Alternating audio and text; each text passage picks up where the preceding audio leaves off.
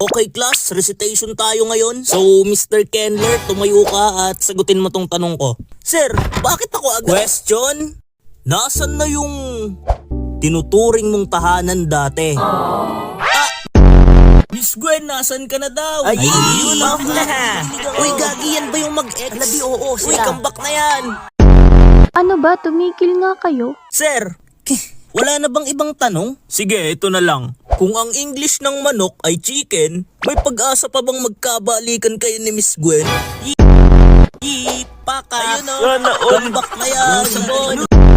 Ano may Zone Rocks? Anong recitation ba talaga to? Nako, mukhang hindi masagot ni Mr. Kendler ang katanungan. Sige, magtatawag na lang ako ng iba. Miss Gwen? Yuhu! Ayan na. Yun na. Please, tumayo ka. Ha? Bakit ako, sir? Tumayo ka na, dali. Oo nga, parang namang play dito. Ayan na, tumayo na. Oo nga, ano kayo mangyari? Kakambak kaya. Question? Kung ang Tagalog ng ghost ay multo, pinapatanong ni Mr. Kendler kung siya daw ba ay namimiss mo. Ay!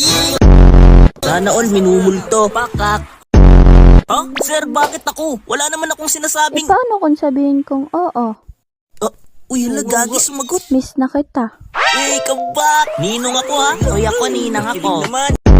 Uy, wag kayong ganyan. Nagsiselos na si Ashley oh. Hoy, hindi ah. Bakit ako magsiselos?